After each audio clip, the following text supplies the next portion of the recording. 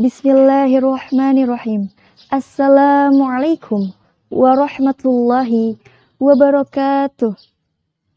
Innal hamdalillah nahmaduhu wa nasta'inuhu wa nastaghfiruhu wa na'udzu billahi min syururi anfusina wa min sayyiati a'malina.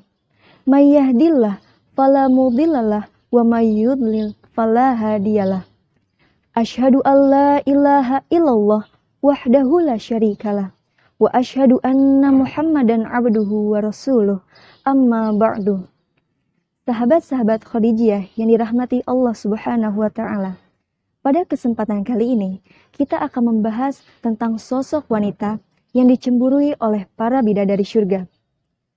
Kedudukan wanita pada masa Arab Jahiliyah dan di dunia secara umum adalah kehidupan yang penuh dengan kehinaan dan kerendahan. Khususnya di bumi Arab, para wanita dibenci akan kelahiran dan kehadirannya di dunia ini. Sehingga kelahiran bagi mereka merupakan awal dari kematiannya. Para bayi wanita yang lahir pada masa itu, maka akan segera dikubur hidup-hidup di dalam tanah. Kalaupun ada di antara mereka yang dibiarkan untuk terus hidup, maka sepanjang hidupnya adalah penuh dengan kehinaan dan tanpa kemuliaan. Namun berbeda setelah Islam datang, para wanita menjadi sangat dihargai dan dimuliakan. Salah satu bukti bahwa Islam memuliakan wanita adalah Allah menurunkan Quran Surah An-Nisa, yang artinya perempuan-perempuan. Di dalam Quran Surah An-Nisa, Allah telah menjelaskan berbagai macam permasalahan yang berkaitan dengan perempuan. Di dalamnya dijelaskan tentang hak-hak, kewajiban-kewajiban, dan kisah-kisah yang berkaitan dengan perempuan. Hal ini merupakan sesuatu yang sangat mulia, karena di dalamnya satu juz di dalam Al-Quran membahas penuh perihal perempuan. Hal ini juga merupakan bentuk kasih sayang Allah kepada kaum perempuan. Tidak hanya itu, bahkan para bidadari syurga pun sangat cemburu kepada wanita yang ada di dunia ini. Imam At-Tabrani mengisahkan dalam sebuah hadis dari Ummu Salamah radhiyallahu anha. Ia bertanya, "Wahai Rasulullah, manakah yang lebih utama, wanita dunia atau bidadari yang bermata jeli?"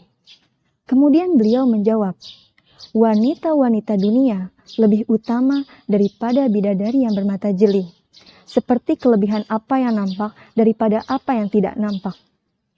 Kemudian ia bertanya lagi, "Karena apa wanita dunia lebih utama daripada mereka?" Kemudian Rasulullah Shallallahu Alaihi Wasallam menjawab, "Karena sholat, puasa, dan ibadah mereka kepada Allah Subhanahu Wa Taala. Allah telah meletakkan cahaya pada wajah mereka. Tubuh mereka adalah kain sutra, kulitnya putih bersih, pakaiannya berwarna hijau, perhiasannya kekuning-kuningan, sanggulnya mutiara, dan sisirnya terbuat dari emas. Mereka berkata, kami hidup abadi dan tidak mati. Kami lemah lembut dan tidak jahat sama sekali. Kami selalu mendampingi dan tidak beranjak sama sekali. Kami ridho dan tidak pernah bersungut-sungut sama sekali. Berbahagialah bagi mereka yang memiliki kami dan kami memilikinya." Masya Allah, bisa kita lihat betapa beruntungnya menjadi wanita yang solihah, sehingga mampu membuat bidadari surga cemburu padanya. Sungguh betapa mulianya wanita yang solihah, yang senantiasa menjaga ibadah dan akhlaknya, yang senantiasa menjaga keimanan dan ketakwaannya kepada Allah Subhanahu wa Ta'ala. Sungguh indah gambaran Allah kepada wanita yang solihah, yang senantiasa menjaga diri dan suaminya. Tatkala ujian dan cobaan yang menimpa, hanya kesabaran dan keikhlasan yang ia tunjukkan. Di saat gemerlap dunia kian dahsyat menerpa, ia tetap teguh dengan keimanannya. Sebaik-baiknya perhiasan adalah wanita yang solihah. Wanita solihah adalah mereka yang mampu menerapkan nilai-nilai keislaman di dalam dirinya, sehingga kelak ia akan menjadi penyejuk bagi orang-orang yang ada di sekitarnya. Sehingga pada zaman ini seharusnya keislaman perempuan teraktualisasi kembali, sebagaimana dahulu dalam kisahnya Ummu Sulaim. Ia adalah perempuan yang cantik, yang memiliki keteguhan hati, keikhlasan dan ketulusan dalam menerima dan beragama Islam di tengah badai keluarga jahiliyahnya. Ketika memantapkan diri masuk Islam, ia justru dituduh sebagai kafir oleh suaminya. Sebagai perempuan tegas, ia menjawab dengan lantang, "Aku tidak musyrik, tetapi aku telah beriman." Sikap tegasnya juga ia tunjukkan ketika menolak lamaran dari Abu Thalhah, yang pada saat itu masih seorang kafir. Seraya berkata, "Tidak pantas orang yang sepertimu akan ditolak, wahai Abu Thalhah. Akan tetapi engkau adalah seorang kafir, sedang aku seorang muslimah. Tidak pantas bagiku menikah denganmu. Aku tidak menginginkan emas dan perak. Yang aku inginkan hanyalah Islam darimu."